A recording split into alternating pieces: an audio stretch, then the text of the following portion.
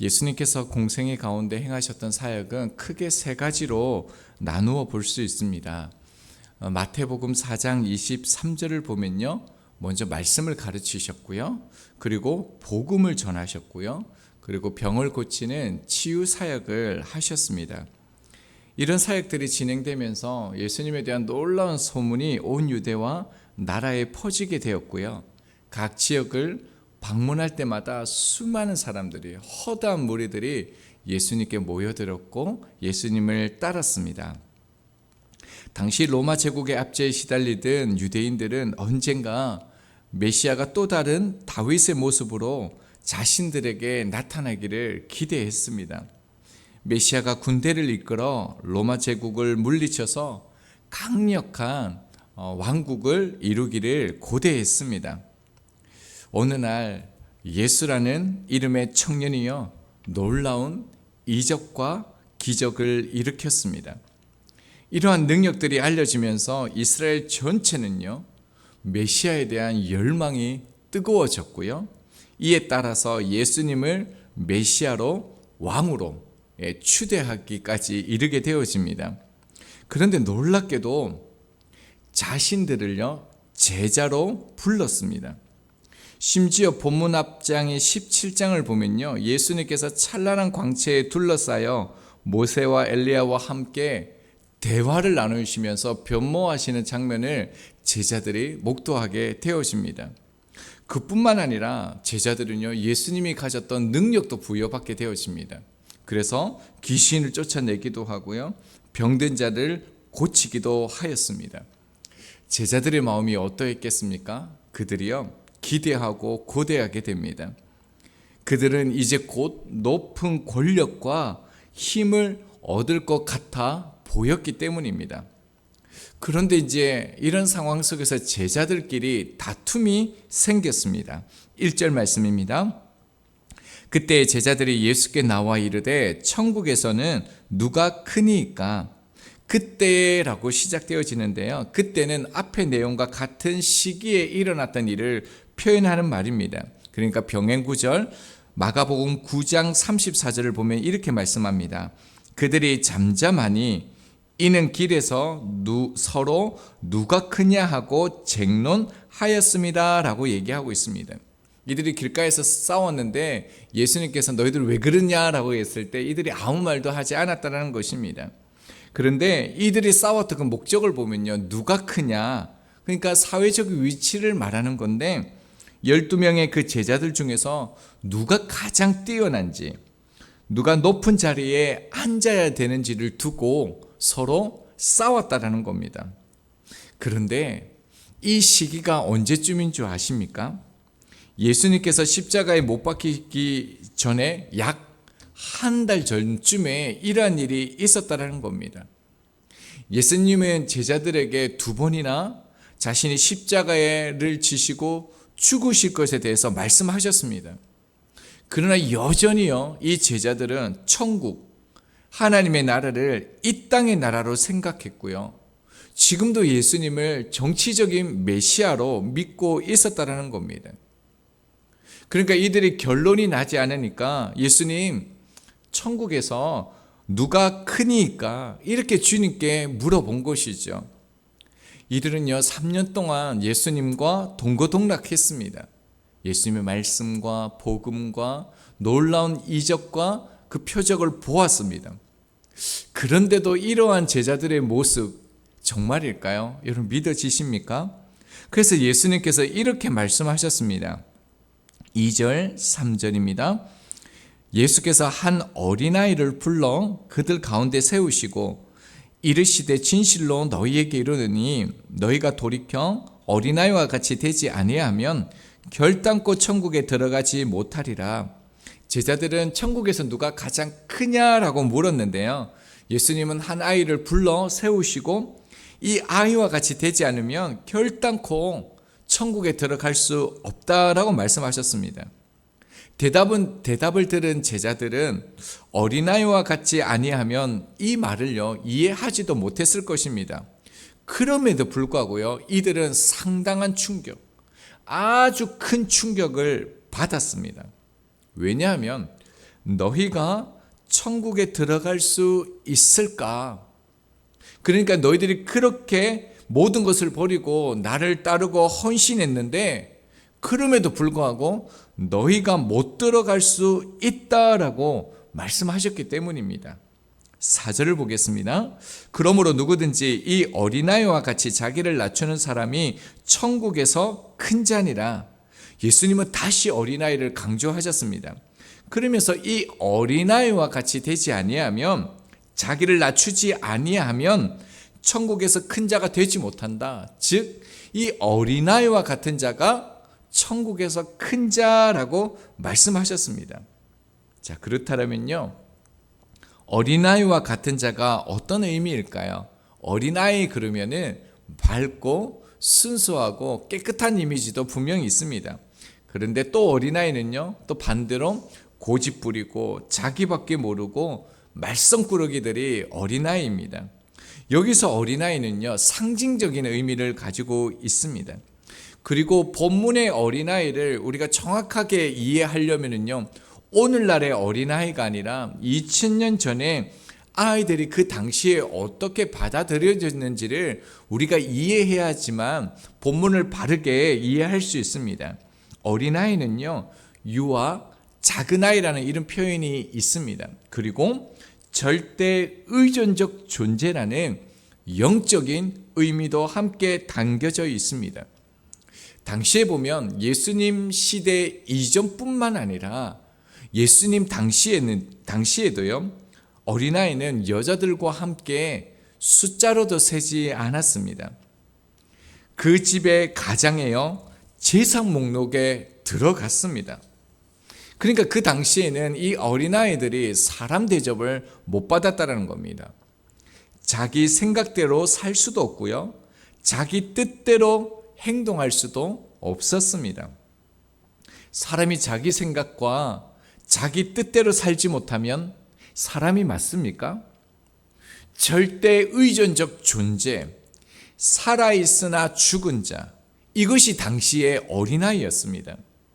그래서 어린아이들은 부모로 인해서 죽고 사는 절대 의존적인 존재일 수밖에 없었습니다. 주님은 천국에서 큰 자를요, 바로 이런 어린아이를 내세워 보여주고 계신 것입니다. 그리고 역설적으로 이런 절대 의존적인 존재인 이 아이들이 천국에 들어갈 수 있다라는 것입니다. 자, 그러면서요, 주님께서 이 어린아이를 말씀하셨을 때 그 앞에 중요한 단어를 하나 말씀하셨습니다. 3절 상반절을 다시 봅니다. 이르시되 진실로 너희에게 이르노니 너희가 돌이켜라고 말하고 있습니다. 자, 너희가 이런 어린아이가 되려면 먼저 전제되는 것이 있는데요, 돌이켜야 된다는 겁니다. 자, 이 돌이키다라는 이 의미는 겉으로 드러나는 행동이나 방향을 바꾸는 것이 아니라요, 마음의 중심이 바뀌어질 때, 새로워질 때 쓰는 단어가 이 돌이켜라는 겁니다. 이 단어가 쓰인 곳을 보면요, 열왕기상 18장 37절입니다. 여호와여 내게 응답하옵소서, 내게 응답하옵소서. 이 백성에게 주 여호와는 하나님이신 것과 주는 그들의 마음을 되돌이키심을 알게 하옵소서. 열왕기 18장은 우리가 잘 아는 갈멜산에서 엘리야와 바알의 선지자 450명이 싸웠던 장면입니다. 바알의 선지자들이 정말 지독하게 정성을 다해서 그들이 제사였지만 바알은 아무 반응이 없었죠. 이에 엘리야가 온 백성을 가까이 오라라고 얘기합니다. 그러면서 무너진 제단을 다시 쌓고 그때 기도하는 게 뭐냐면, 주 여호와는 하나님이신 것과 주는 그들의 마음을 돌이키심을 알게 하옵소서라고 간구할 때 쓰여진 단어 똑같습니다. 근데 중요한, 여기서 되돌이키심을 알게 하옵소서, 이 단어는요, 수동태입니다. 즉 하나님을 믿지 않는 백성들의 마음을 되돌이켜 달라는 것입니다. 하나님을 찾고자 하는, 하나님이 하나님 되시다라는 것을 알게 해 달라는 것입니다. 그러니까요, 제자들은 스스로 그 마음을 돌이킬 수 있는 것이 아니라요, 마음의 돌이킴을 받아야 된다라고 말씀하시는 겁니다. 사람의 마음은요, 스스로 결단이나 의지로 마음을 바꾸지 못합니다. 사람의 마음에 죄가 들어오고 난 다음부터 악한 것을 품어도요, 그것을 정화할 수 없는, 자정할 수 있는 그런 능력이 없습니다. 로마서 1장 28절입니다. 또한 그들의 마음에 하나님 두기를 싫어하며 하나님께서 그들을 그 상실한 마음대로 내버려 두사 합당하지 못한 일을 하게 하셨으니, 하나님을 인정하지 않는 사람들을 하나님께서요, 범죄한 마음 그대로 내버려 두셨다라고 얘기합니다. 그 결과가 무엇입니까? 해서는 안 된 일을 한다라는 것이죠. 이것을 성경은 상실한 마음이라고 얘기합니다. 대표적인 인물이 바로입니다. 출애굽기 10장 27절입니다. 여호와께서 바로의 마음을 완악하게 하셨으므로 그들을 보내기를 기뻐하지 아니하고, 이 말씀을 보면 자꾸 하나님이 인간의 마음을 이렇게 악하게 하셨다라고, 완악하게 하셨다라고 그렇게 이해가 될 수도 있는데 전혀 그런 말씀이 아닙니다. 그러니까 상실한 마음, 하나님을 인정하지 않는 마음, 하나님을 찾지 않는 그런 마음을요, 돌이키지 않았다라는 거예요. 그들 가운데 하나님의 긍휼과 자비를 베풀지 않았다라는 겁니다. 그러면은요, 인간이 어떻게 되어집니까? 인간은 전적 부패했고 타락했기 때문에 마음에서 선한 것이 나올 수가 없습니다. 그러니까 인간은요, 전적으로 하나님으로부터 돌이킴을 받아야 할 대상인 것이죠. 주님은 이 어린아이를 보면서요, 그들의 상태를 보면서 무엇을 말하냐면, 우리의 마음을 돌이키는 것도 스스로 할 수 없는 존재임을 가르쳐 주시는 것입니다. 주님이 이것을 말씀하시는 거죠. 그래서 주님께서 그들 가운데 먼저 이렇게 말씀하신 것입니다. 2절을 보면요, 어린 아이들을 부르시고 세우셨다라는 것입니다. 그 돌이킴이 어떻게 가능합니까? 주님 안에서요.